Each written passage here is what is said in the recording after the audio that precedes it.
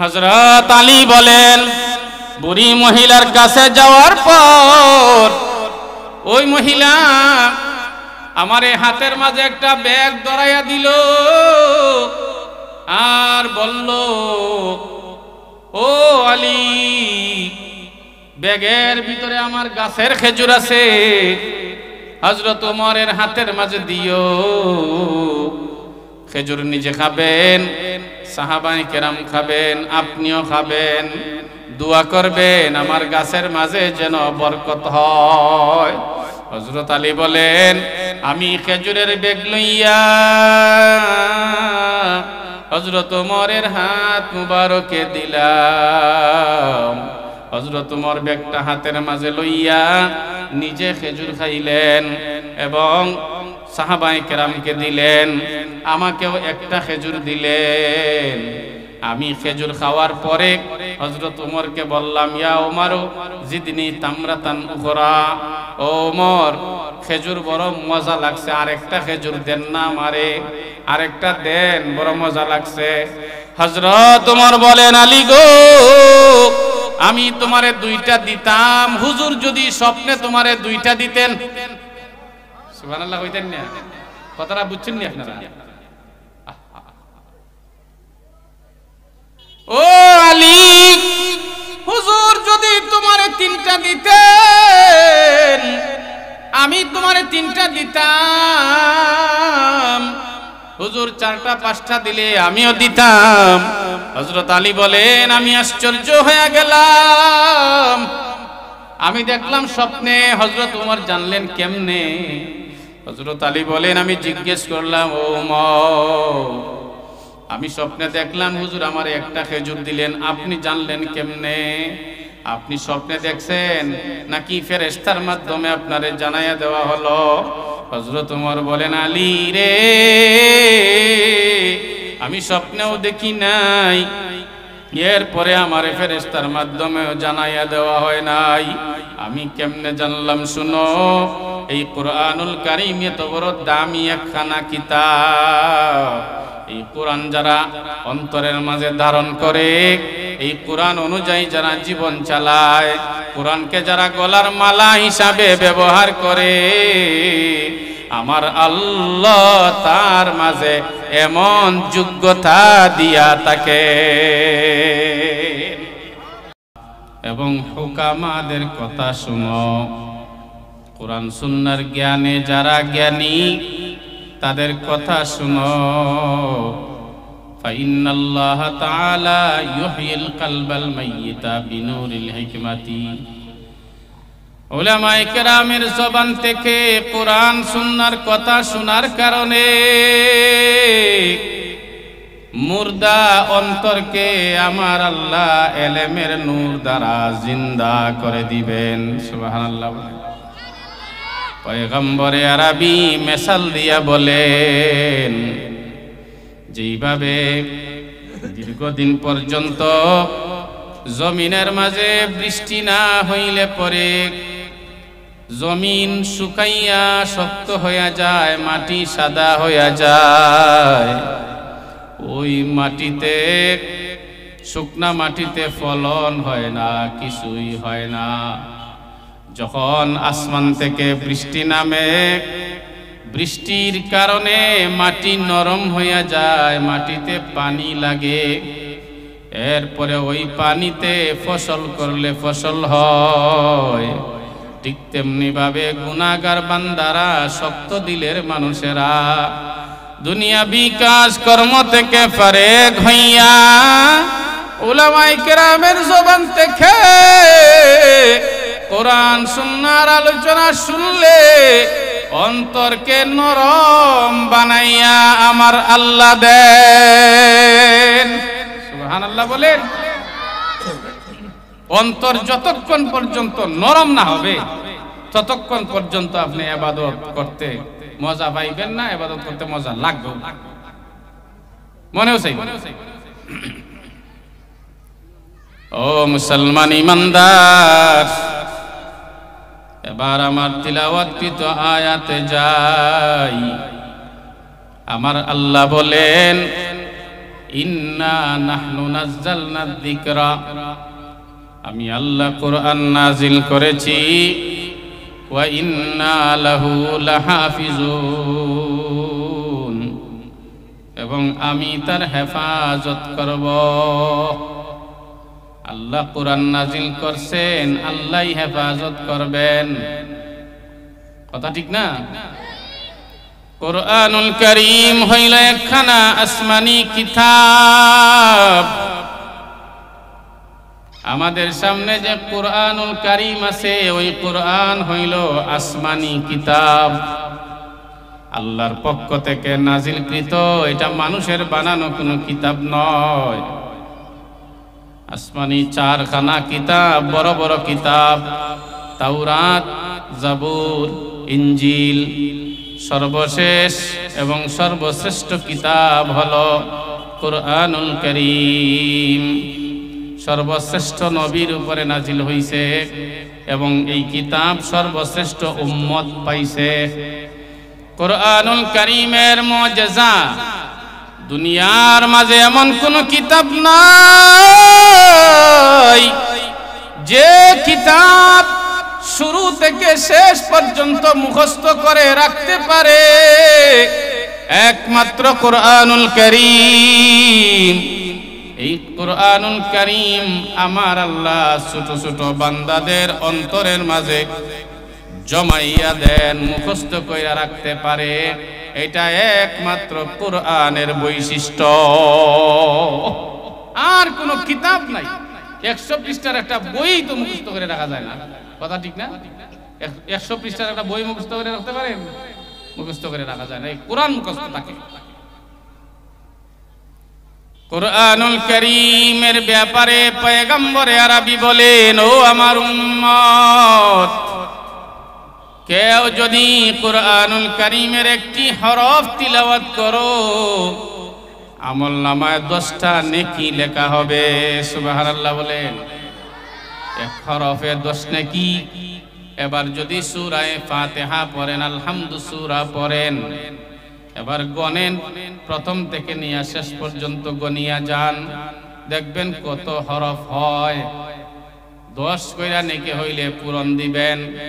আলহামদু সূরা পড়লেই তো কত নেকি আমল নামায় জমা হয়ে যাবে। কথা বল না? রাস্তা দিয়ে হাঁটতেছেন,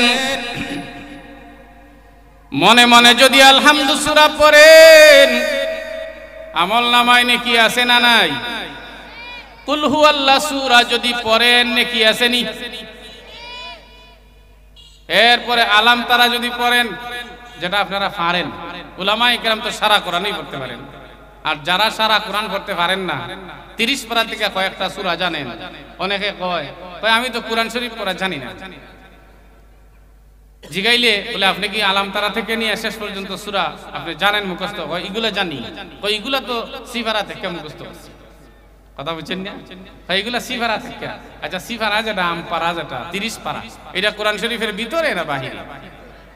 তো ভিতরে হইলে আপনিও তো কোরআনের কিছু জানেন। আপনি তাহলে আপনি এই সূরাগুলি পড়বেন। আমল না মানে কি? বিছানায় ঘুমাইয়া গেলেন, রাত্রে চোখের মাঝে ঘুম আসতেছে না। আমি নিজের কানেই শুনছি, গ্রামের অনেক মুরব্বীরা এমন আছে, রাত্র 12টা হয়ে গেল, রাত্র 1টা হয়ে গেছে, মুরব্বী মানুষ চোখের মাঝে ঘুম আসে না। তো বিছানার মাঝে পইরা পইরা সোনা বন্ধুর গান গায়। আমি শুনছি গ্রামে মুরব্বীরা অনেকে সোনা বন্ধুর গান গায়। সোনা বন্ধুর গান, ওই যে মুর্শিদি গান, বিভিন্ন গান টান গান গাইতেছে। অথচ এই সময় এই গানগুলি না গাইয়া যদি কোরআনের কয়েকটা সূরা মুখস্থ পড়েন, নেকি হইব নি না হইতো না? দুরূদ শরীফ পড়লে নেকি হইব নি না হইতো না? তাইলে ও মুসলমান ইমানদার, উলামায়ে কেরাম মানুষকে আল্লাহর দিকে কোরআন দিয়া ডাকেন, যাতে করে মানুষ আল্লাহমুখী হয়। আর আমাদের সমাজের মাঝে আরেকটা শ্রেণী আছে, যারা কোরআনের বিরুদ্ধে যায়, উলামায়ে কেরামের বিরুদ্ধে গিয়া আউল বাউল কথা বলিয়া শয়তানের দিকে ডাকে। আরেকটা শ্রেণী আছে শয়তানের দিকে ডাকে। কেমনে শয়তানের দিকে ডাকে শুনেন, আমি শুনাইয়া দেই, তাহলে পরিষ্কার হয়ে যাইব। এটা কিন্তু আবার মোল্লা, মাথা মোড়া মোল্লা, বিশাল বড় পাগড়ি লাগাইছে, আবার ওয়াজ মাহফিলের মাঝে মাইকো বইয়া শ্রোতা দেখার পরে আর হুশ ঠিক নাই।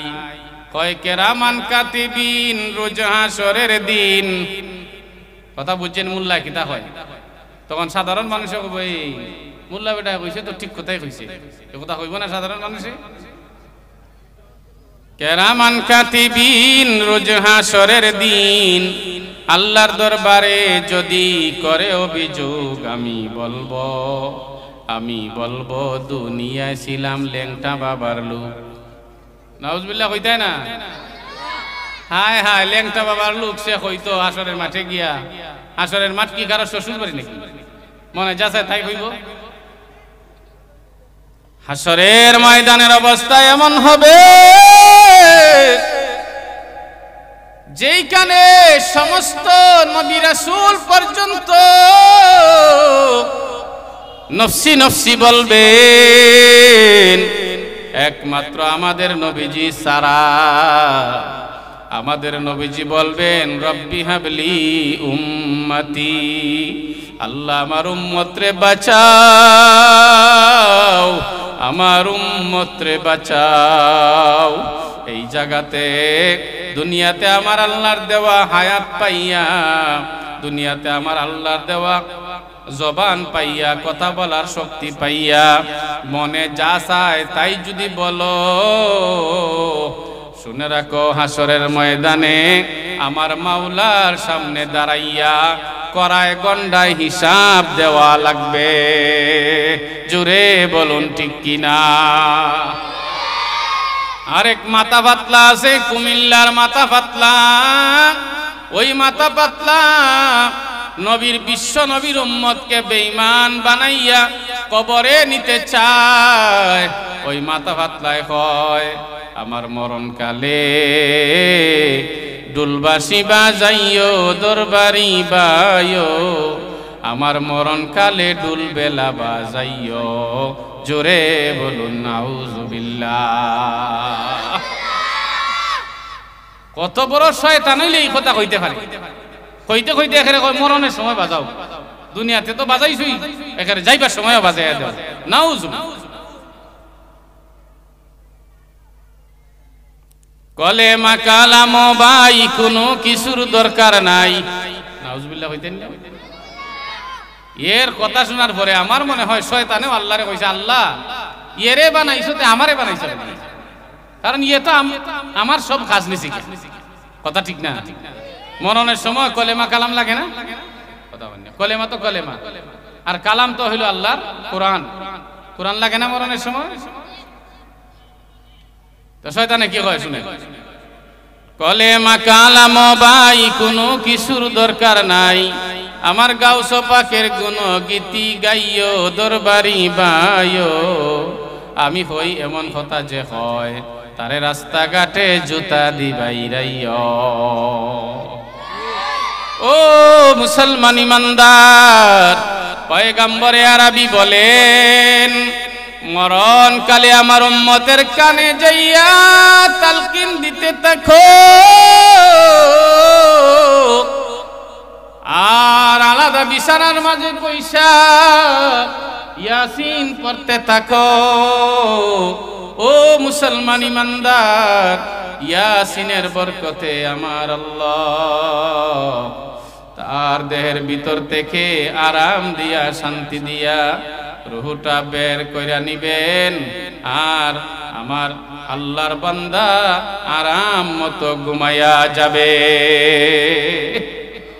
নবী উম্মতের আরামের চিন্তা করেন, নবী উম্মতের আরামের চিন্তা করেন, আর শয়তানে চায় উম্মত যাতে বেঈমানি করে। নাউজুবিল্লাহ কইতেন।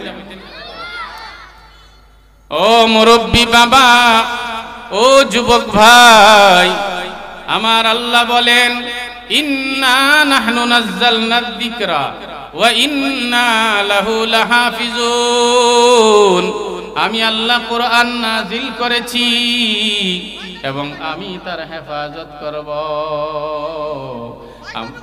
আস্তে ভাই, ইয়া আল্লাহ রে ভাই, আপনি এখন যদি আপনি এখানে আওয়াজ দেন বড় কইরা, তাইলে তো ওয়াজের বেগাত হইল। দিলর ভাই মাইক নাই দিয়া, দিলর ভাই না কিটা সমস্যা হইছে, লাইন কাটতে গেছে।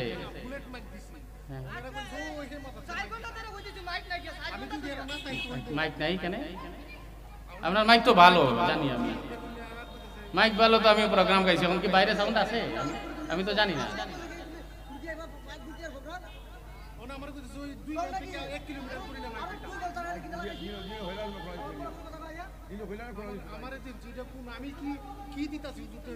আচ্ছা এখন কি বাইরে সাউন্ড আছে? আচ্ছা থাকক, এখন কথা বললি না ভাই, এখন চলো।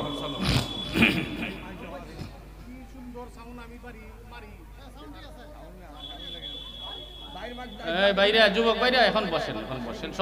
সময় কিন্তু আসা পর্যন্ত অল্প সময় কিন্তু কম। যদি আরো 5 মিনিট এইদিকে চলে যায় তাহলে তো আরো 5 মিনিট কমলো, কথা ঠিক না? এখন তো সাউন্ড ভালো হয়েছে।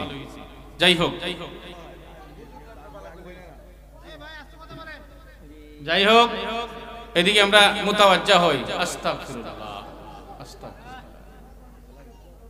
আল্লাহু আকবার।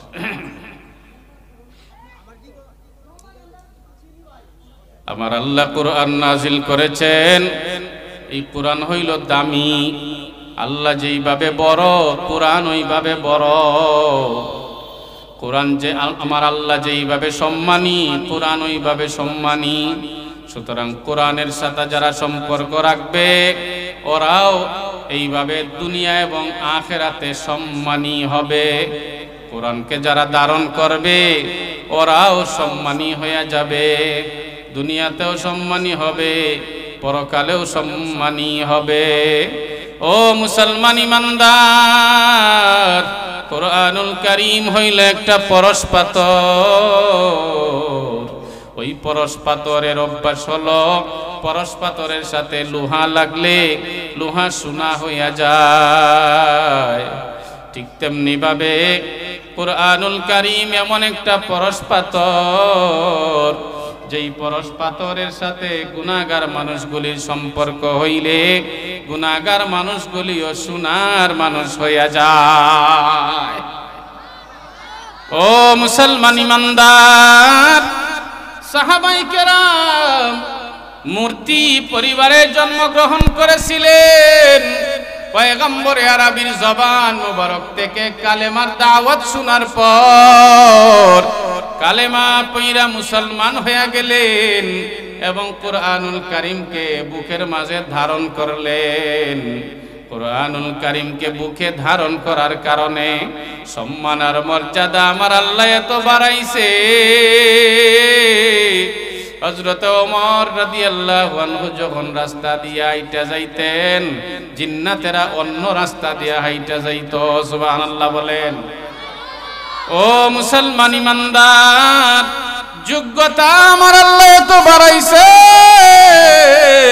তাকায়া দেখো রে বাবা, ও যুবক ভাই, পয়গম্বরে আরবি সাল্লাল্লাহু আলাইহি ওয়াসাল্লামের আপন মেয়ের জামাই হযরতে আলী রাদিয়াল্লাহু আনহু হুজুর দুনিয়া থেকে বিদায় নেওয়ার পর হযরতে আলী রাদিয়াল্লাহু আনহু স্বপ্ন দেখেন।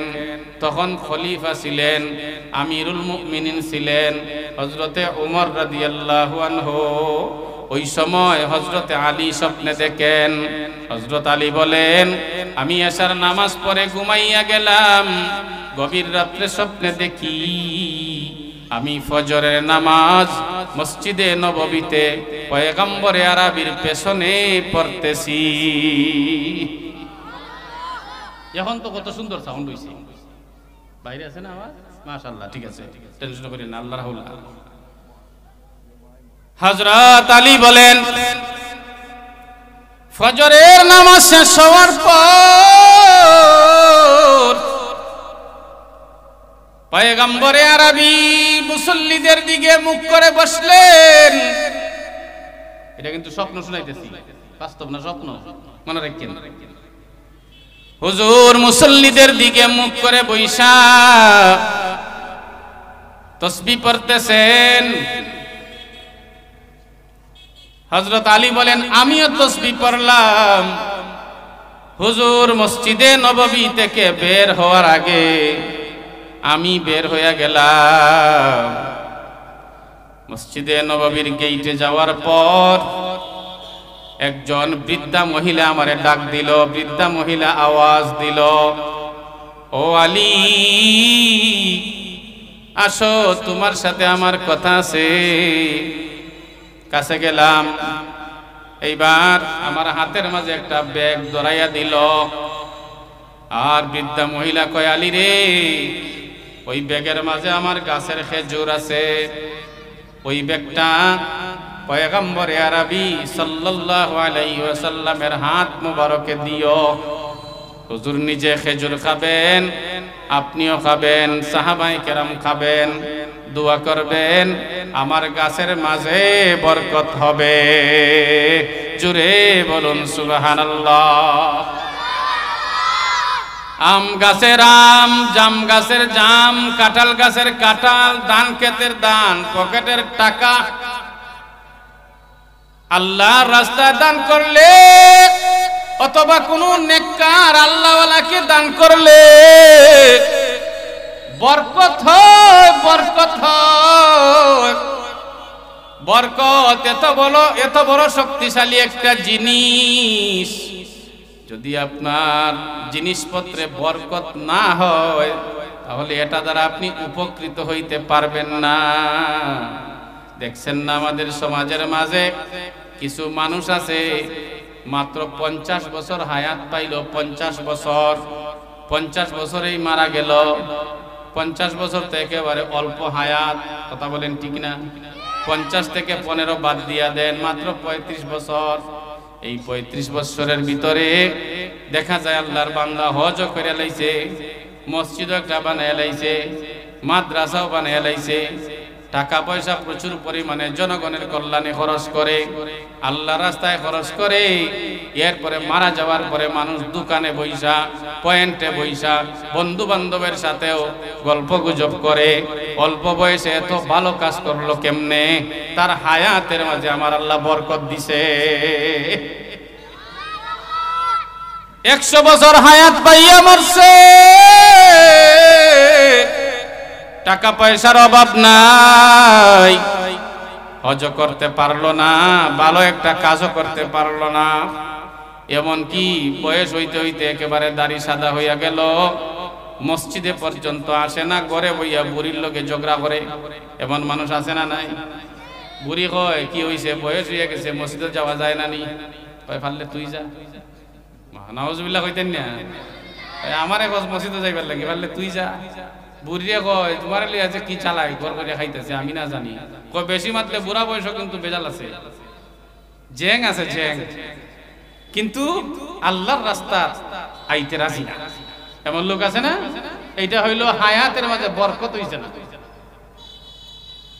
ও মুরব্বী বাবা, ও যুবক ভাই, যে কথাটা বলতেছিলাম, হযরত আলী বলেন আমি স্বপ্নের মাঝে বৃদ্ধা মহিলার হাত থেকে খেজুরের ব্যাগ নিয়া পয়গম্বরে আরবির হাত মুবারকে দিলাম।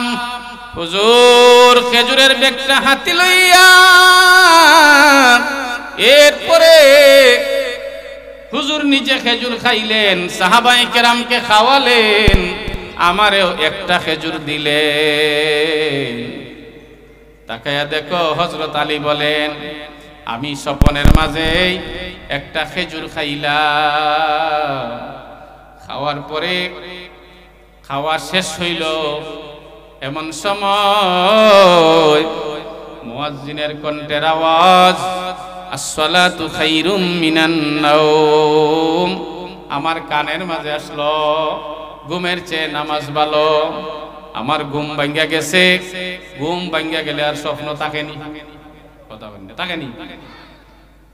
হযরত আলী বলেন স্বপ্নের মাঝে আমি যে খেজুর খাইলাম, স্বপ্ন ভাঙ্গার পরে মুখের মাঝে মিঠা লাগিয়ে রইছে। সুবহানাল্লাহ বুঝেন। আমি তাড়াহুড়া কইরা ওযু করলাম, মসজিদে নববীতে চলে গেলাম, ফজরের নামাজ জামাতে আদায় করলাম। ইমামতি করলেন হযরত ওমর রাদিয়াল্লাহু আনহু, কারণ তখন তো হুজুর দুনিয়াতে নাই। হযরত ওমর ইমামতি কইরা এবার যখন সালাম ফিরাইয়া শেষ করলেন, নামাজ শেষ, মুসল্লিদের দিকে মুখ করে বসলেন, তাসবিহ পড়তেছেন। হযরত আলী বলেন আমিও তাসবিহ পড়লাম।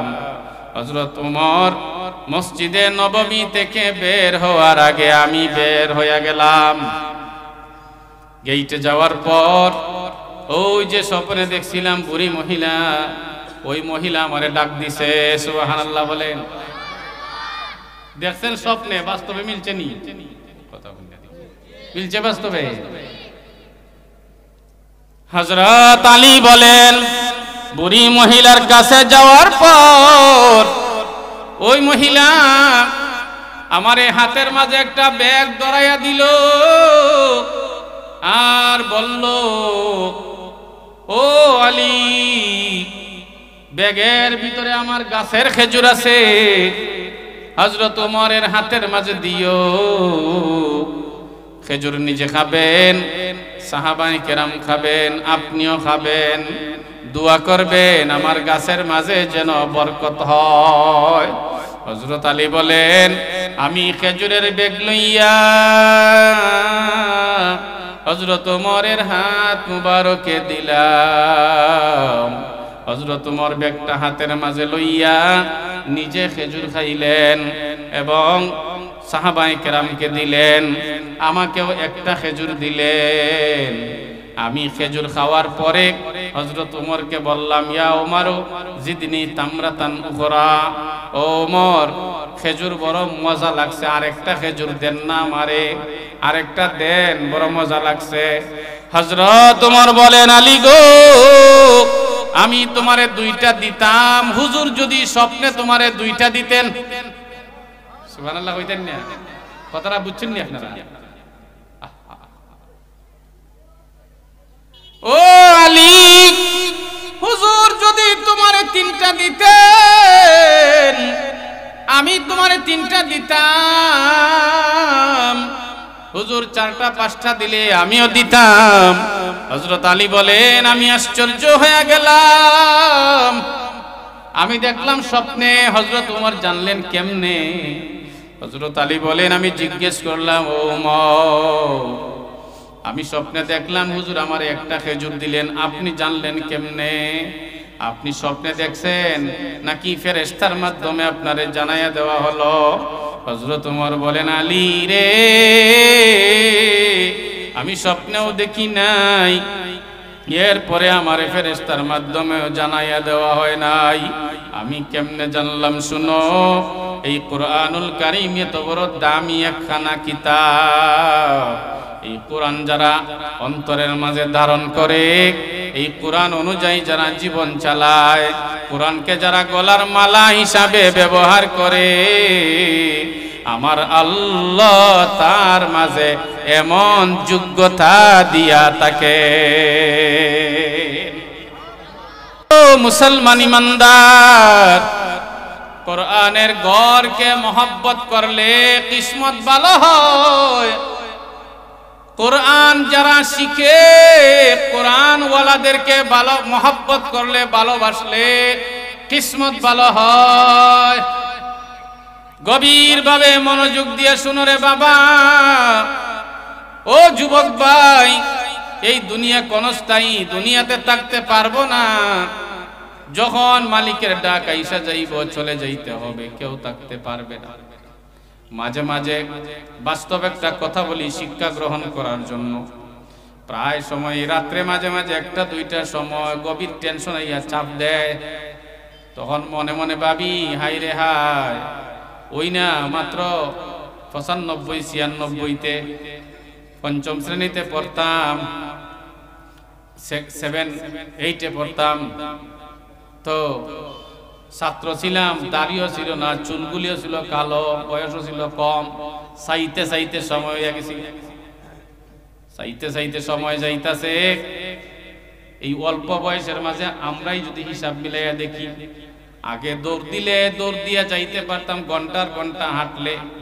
আমরার বাড়ি থেকে শাসনা বাজার পর্যন্ত হাঁটিয়া গেছি, এক জায়গাতে বসাই লাগছে না। এখন ফতেপুর হাঁটিয়া গেলেই জানে মানে না গাড়ি আনিয়া যাওয়া লাগে। কি বয়স হইছে? যার বয়স 60 হইল, 70 হইল, উনার বয়স তো আরো বেশি। তো এইটা ভাবলে পরে কি হয় জানেন? মনটা নরম হয়। মনটা নরম হইলে বান্দা আল্লাহর দিকে মুতাওয়াজ্জা হয়। আল্লাহর দিকে মুতাওয়াজ্জা হওয়া সারা বান্দা কখনো আল্লাহকে খুঁজিয়া পাইবা না। আল্লাহকে পাইতে গেলে আল্লাহর দিকে মুতাওয়াজ্জা হইতে হবে। ও মুরব্বী বাবা, ও যুবক ভাই, যে কথাটা বলতেছিলাম, কুরআনুল কারীম এত বড় দামি কিতাব, এই কিতাবের সাথে মহব্বত রাখলে, ভালোবাসা রাখলে সম্মান বাড়ে, পরকালেও নাজাতের ব্যবস্থা হয়।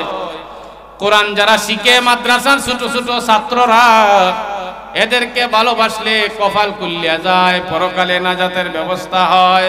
সুবহানাল্লাহ বলেন। এই ছোট ছোট ছাত্রদের এত মর্যাদা আমার আল্লাহর কাছে। অমুকের ছেলে এই জন্য না, কথা বুঝছেন? অমুকের নাতি এই জন্য না, অমুকের বাগনা এই জন্য না, বরং একজন ভিক্ষুকের সন্তান যদি মাদ্রাসায় ভর্তি হইয়া তালেবুল ইলমের তালিকার মাঝে নাম লেখায়, তার যে মর্যাদা, একজন বাদশার সন্তান মাদ্রাসায় ভর্তি হইয়া তালেবুল ইলমের তালিকায় নাম লেখাইলে দুইজনের সমানই মর্যাদা। এখানে বাদশার সন্তান হিসাবে তার মর্যাদা বেশি হবে, ভিক্ষুকের সন্তানের মর্যাদা কম হবে এমন কথা না।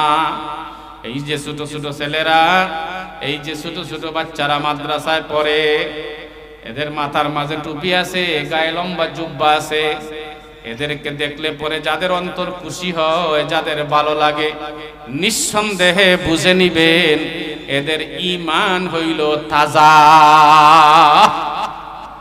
এদের ঈমান কি? কথা হই না জুড়ে, ঈমান কি এদের? তাজা ঈমান।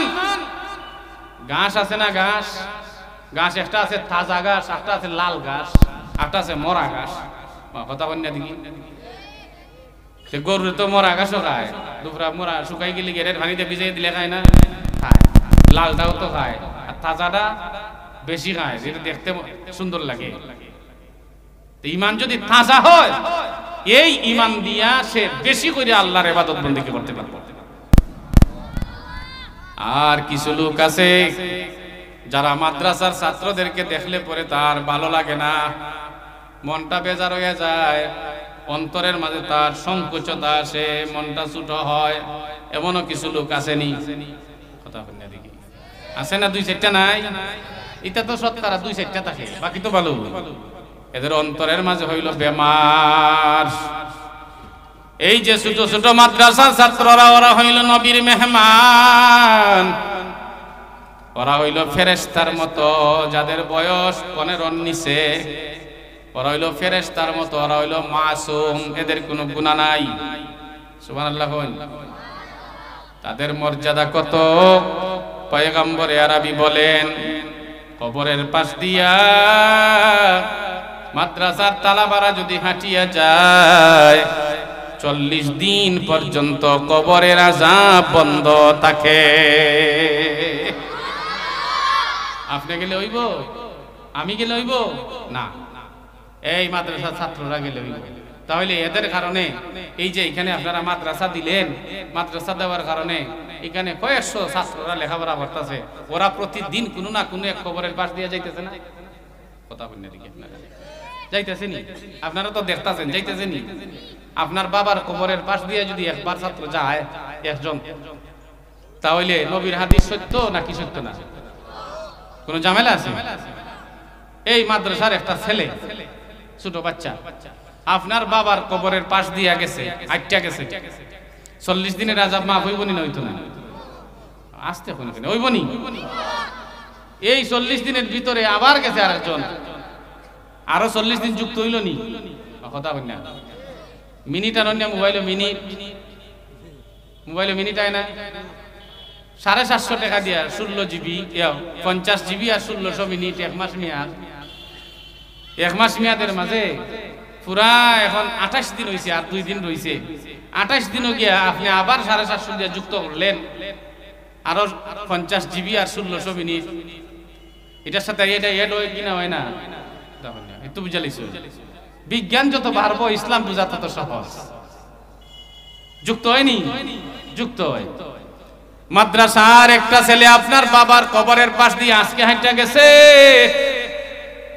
39 দিনের মাথায় আরেকবার আরেকটা ছেলে গেল, ভাই ওই গেল,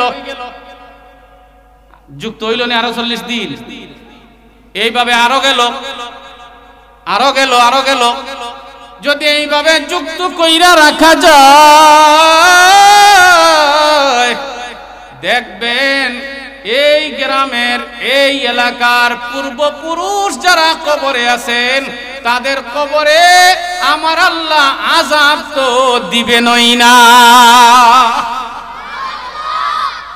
এটা কি সাধারণ কাজ করছে? হায়রে আমরা বুঝি না রে, দুনিয়া নিয়ে পাগল, ব্যস্ত দুনিয়ার পাগল। বাবা, দাদা, দাদি, মা, পূর্বপুরুষ ওরা যে কবরে শুয়ে রয়েছে কোন অবস্থার মাঝে, এটা তো আমরা ভাবি না। কয়জনে ভাবি আমরা? তাহলে এদেরকে মায়া করা দরকার আছে না নাই? আরো জোরে বলেন, আছে না নাই? আগের মুরব্বীরা তো ভালোই ছিলেন, এই এলাকার আগের মুরব্বিয়ান তো খুব ভালোই ছিলেন। ওনারা যদি ভালো না থাকতেন তাহলে আজ থেকে 20 বছর আগে এই মাদ্রাসা কি ওনারা কইরা যান? ওনারা মাদ্রাসা কইরা গেছেন, আপনারা দইরা রাখছেন। এই মাদ্রাসার সাথে সম্পর্ক রাখলে কত ফায়দা হইব। আপনাদের আমি 2 মিনিটে আরেকটা চমৎকার ওয়াকিয়া শুনাই। এক এলাকার মাঝে এইভাবে একটা মাদ্রাসা আছে, মাদ্রাসার পাশের বাড়ি হইল একজন যুবক ভাই, ধনী মানুষ, আর্থিক অবস্থা ভালো, যুবক ভাইয়ের মন ভালো, বউ পাইছে ভালো, প্রতিদিন এই মাদ্রাসায় আসে। মাদ্রাসায় আসার কারণে হুজুরদের সাথে সম্পর্ক হয়ে গেল, মাদ্রাসার ছেলেদের সাথে একটা পরিচয় হইল। ওই যে কয় না, একজনের কাছে সব সময় গেলে পরে একটা মায়া তৈরি হয়। আপনি কাছেই গেলেন না, জানলেনও না, বুঝলেনও না, কথাও হইল না, দূরে তাইক্যা চায়ের দোকানে পয়সা আরেক বাদামিয়ার ফুলায় আপনারে হইয়া দিছে, এই অমুক সাবরে যে তোমরা দাওয়াত দাও, অমুক সাবরে যে তোমরা ভালোবাসো, লোকটা ভালো না, এই যে বাদামিয়ার ফুলায় হইয়া দিল। আপনি তো ওই সাবের সাথে আপনার কথাও তো হইল না, দেখাও তো হইল না, কোনো ধরনের কোনো বাতচিত নাই, তার কথা শুনিয়াই আপনি বিশ্বাস করিয়া দূরে তাকিয়া তারে আপনি খারাপ মনে করতে লাগলেন। আপনার আমল নামায় কিন্তু কবিরা গুনাহ জমা হইতাছে। আর যে বাদামিয়ার ফুতে হইয়া দিছে, ওই বাদামিয়ার ফুত তার আমল নামায় গুনাহ নিয়া কবরে যাইব। হাসরের ময়দানে গিয়া ওই যে বান্দার হক নষ্ট করলো, বান্দার হকের জবাব না দিয়া এক চুলো সামনে যাইতে পারবে না। কাছে আসলে মায়া লাগে, মায়া লাগে কি লাগে না? যুবক ভাই মাদ্রাসায় যায়, মায়া লাগিয়া গেছে, ধনী মানুষ, বউয়ের সাথে পরামর্শ করে, ও বউ মাদ্রাসায় যাওয়ার কারণে ভালো লাগছে, একটা ভালো কাজ করব, শুনো, আমার তো অনেকগুলি গাবি আছে, গাবির দুধ দুহন কইরা প্রতিদিন সকাল বেলা মাদ্রাসার ছাত্রদেরকে আমি দুধ পান করাবো। কি কও? বউয়ে হয় এটা তো খুব ভালো জিনিস, এই ভালো জিনিস মাথার মাঝে আইছে, দুধ পান করাও, অসুবিধা নাই, খাওয়াইতে পারো। বাস বিবি উৎসাহ দিয়া দিল। এবার তার মনটা আরো আগ্রহী হইল, গাভীর দুধ দোহন কইরা কলস ভর্তি দুধ লইয়া প্রতিদিন মাদ্রাসায় সকাল বেলা সে ছাত্রদেরকে দুধ পান করায়। এইভাবে প্রতিদিন চলতেছে রুটিন মতো। আর ছাত্রদেরকে দুধ পান করাইয়া তার বড় ভালো লাগে, মজা লাগে। যাইতে যাইতে বেশ কিছুদিন হয়ে গেল। আর্থিক অবস্থা ভালো হওয়ার কারণে, সুখী মানুষ হওয়ার কারণে, অন্য কোনো বেমার না থাকার কারণে কিছুদিনের ভিতরেই যুবক ভাইয়ের স্বাস্থ্য হয়ে গেল, স্বাস্থ্য বাড়ার কারণে পেটটাও বাইরে গেছে। এইবার একদিনের ঘটনা, আরেকদিন সকালবেলা যুবক ভাই কলস ভর্তি দুধ নিয়ে মাদ্রাসায় আইছে। আর এই বয়সের যে ছোট ছোট ছেলেরা আছে ওরা তো মাঝে মাঝে কিছু শয়তানিও করে, এইটা কিন্তু তাদের দোষ না, এইটা বয়সের কারণে। এই বয়সের ছেলেরা শয়তানি কিছু করবেই, এটা অসুবিধা নাই। তো দেখার পরে এই বয়সের ছোট একজন ছেলে তার সঙ্গী সাথীদেরকে ডাক দিয়া মজা কইরা কয়, ও পার্টনার, অর্থাৎ সাথীদের রাখতাছে, এই আয় রে দেখা যাইয়া দেখা যা। বলে কি হইছে? সাইয়া দেখ মটকা আইতাছে রে, মটকা আইতাছে। কথা বুঝছেন না? যুবক ভাই যে ফেট বাইরে গেছে, ছাত্রের নাম ফালাইলিছে, মটকা আইতাছে। এটা শয়তানি কইরা হইয়া লাইছে আর কি। এটা ছোট বাচ্চা কি বুঝে?